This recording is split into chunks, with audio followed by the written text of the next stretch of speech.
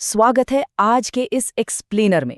आज हम एक बहुत ही डायनामिक, बहुत ही जबरदस्त प्रोसेस को डिकोड करने वाले हैं।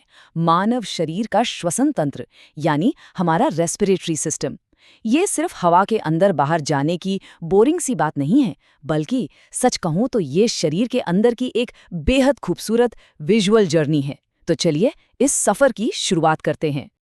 खैर, आगे बढ़ने से पहले एक बड़ा ही बेसिक सा सवाल है। इंसान असल में सांस क्यों लेते हैं? मतलब जाहिर है जिंदा रहने के लिए, लेकिन गहराई में जाएं तो ये सिर्फ फेफड़ों में हवा भरने का कोई मैकेनिकल काम नहीं है। ये असल में हमारे जीवन के इंजन को फ्यूल देने के बारे में है। एक ऐसा इंजन जिसे 1 सेकंड के लिए भी रुकना मना है।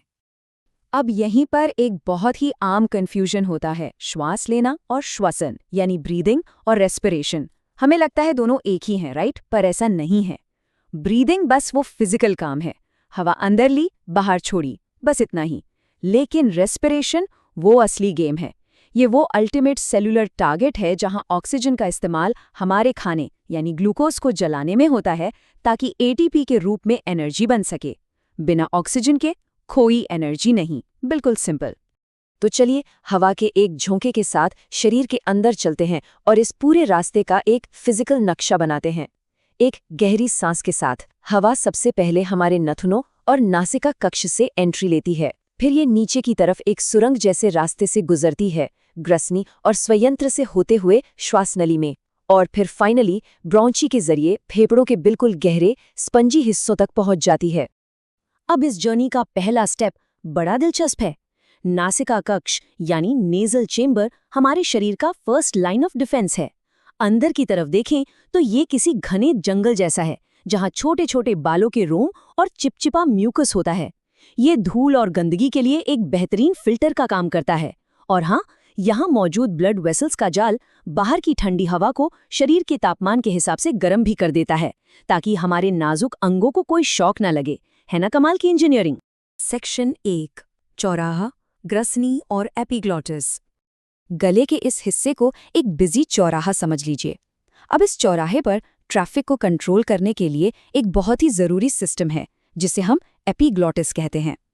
ये एक इलास्टिक कार्टिलेज है जो एक स्मार्ट स्विच या ढक्कन की तरह काम करता है। इसका काम बहुत क्रिटिकल है, ये पक्का करना कि हवा बिल्कुल सही रास्ते से फेफड़ों में जाए और खाना सीधे पेट वाले रास्ते यानी गैस्ट्रोइंटेस्टाइनल ट्रैक्ट में चला जाए। वैसे हम सबने बचपन से सुना है कि खाते समय बात नहीं करनी चाहिए, पर क्यों? दरअसल जब हम बात करते हैं तो आवाज़ निकालने के लिए हवा को बाहर आना होता है, और इसके लिए एपिग्लॉटिस को खुलना पड़ता है। अब अगर हम उसी वक्त खाना निगल रहे हैं तो कभी कभी खाने का एक छोटा सा टुकड़ा गलती से सांस की नली में गिर जाता है। बस फिर क्या, शरीर तुरंत पैनिक मोड में आ जाता है और उस कण को बाहर फेंकने के लिए एक रिफ्लेक्स के तौर पर जोरदार खांसी शुरू कर देता है। चलिए गले से थोड़ा और नीचे आते हैं। स्वर यंत्र के ठीक नीचे श्वास नली होती है, जिसे विंड पाइप भी कहते हैं। ये एक लंबी मजबूत सी नली है। अगर विजुअलाइज करें तो इसमें सी शेप के रिंग्स होते हैं। ये कार्टिलेज के बने छल्ले इस नली को एक पाइप की तरह कठोरता देते हैं और पिचकने से रोकते हैं। मतलब रास्ता हमेशा खुला और चौड़ा रहना चाहिए। इसके अंदर की कोशिकाएं लगातार म्यूकस छोड़ती रहती हैं, ताकि कोई बची खुची महीन धूल भी फंसकर वापस ऊपर की तरफ धकेल दी जाए। आइए अब थोड़ा और गहराई में चलते हैं और देखते हैं कि ये रास्ता कैसे और बड़ा होता है। जैसे जैसे हवा नीचे जाती है, श्वास नली किसी उल्टे पेड़ की शाखाओं की तरह बंटने लगती है। पहले ये 2 बड़ी ट्यूब्स में बंटती है, लेफ्ट और राइट ब्रोंकियो। फिर ये ब्रोंकियो और भी छोटी छोटी टहनियों में डिवाइड हो जाती हैं, जिन्हें ब्रोंक्यूल्स कहते हैं। और आखिर में ये ब्रोंक्यूल्स लाखों बहुत ही छोटे माइक्रोस्कोपिक गुब्बारों जैसे स्ट्रक्चर्स में जाकर खत्म होते हैं। इन छोटे वायु थैलियों को एल्वियोली कहा जाता है। अब जरा इस नंबर पर गौर कीजिए, 50 से 75। ये कोई मामूली नंबर नहीं है। अगर हम एक स्पंजी फेफड़े के अंदर मौजूद उन लाखों एल्वियोली को पूरी तरह से खोलकर बिछा दें, तो उनका टोटल सरफेस एरिया 50 से 75 स्क्वायर मीटर के बीच होगा। इसे ऐसे समझिए, गैसों के एक्सचेंज के लिए हमारे शरीर के अंदर एक टेनिस कोर्ट के आधे हिस्से जितनी बड़ी जगह मौजूद है। सच में इंसान का शरीर अंदर से कितना विशाल है, ये एक बेहद आश्चर्यजनक बायोलॉजिकल फैक्ट है। फेफड़ों की बात हो ही रही है तो एक बहुत ही दिलचस्प एनाटॉमिकल क्वर्क भी जान लेते हैं। हमारे दोनों फेफड़े एक जैसे बिल्कुल नहीं होते। हमारा दायां फेफड़ा बाएं फेफड़े के मुकाबले काफी बड़ा और भारी होता है। ऐसा क्यों? क्योंकि प्रकृति ने हमारे सीने के अंदर अंगों को, खासकर दिल को फिट करने के लिए बाएं फेफड़े को थोड़ा छोटा बनाया है। शरीर के डिजाइन की यह विषमता वाकई एक मास्टरपीस है। सेक्शन 2, महान गैस विनिमय एल्वियोली के अंदर।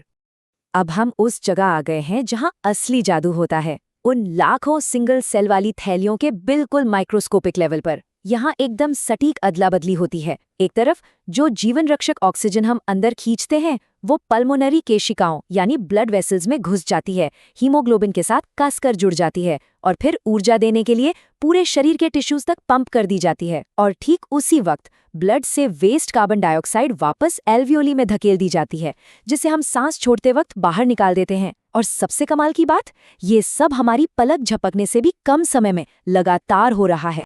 सेक्शन 3, सिर्फ सांस लेने से परे माध्यमिक कार्य। वैसे रेस्पिरेटरी ट्रैक्ट का काम सिर्फ गैसों की अदला बदली करना नहीं है, इसके कुछ और भी जरूरी काम है। हमारी सूंघने की ताकत यानी ऑल्फैक्शन भी इसी पर निर्भर है। हवा में मौजूद केमिकल्स जब हमारे सीलिया से टकराते हैं तो नर्वस सिस्टम के रिसेप्टर्स तुरंत एक्टिव हो जाते हैं। और हमारी आवाज़, वो भी इसी सिस्टम की देन है। जब हम सांस छोड़ते हैं तो एरिटेनॉइड कार्टिलेज मुखर डोरियों यानी वोकल कॉर्ड्स को पास लाते हैं। जब हवा इनके बीच से गुजरती है तो उनमें वाइब्रेशन होता है और हमारी आवाज़ पैदा होती है। बहुत ही फास्ट और एफिशिएंट सिस्टम है ये। तो इस एक्सप्लेनर के अंत में एक बड़ा सवाल खड़ा होता है। शरीर के अंदर चल रहे इस माइक्रोस्कोपिक नॉन स्टॉप स्वचालन को समझने के बाद मानव सेल्यूलर इंजन को देखने का नजरिया कैसे बदलता है। हर एक सांस जो हम अंदर खींचते हैं और बाहर छोड़ते हैं वो सिर्फ एक रूटीन नहीं है, बल्कि अंदर चल रही एक अविश्वसनीय और बहुत ही जटिल मशीनरी का हिस्सा है। एक सिंगल सांस का ये सफर हमें दिखाता है कि जीव विज्ञान की ये मास्टरपीस कितनी सटीकता और अद्भुत इंजीनियरिंग के साथ काम कर रही है। ये सच में सोचने पर मजबूर कर देता है कि जीवन को गतिमान रखने के लिए हमारे अंदर क्या कुछ नहीं चल रहा है।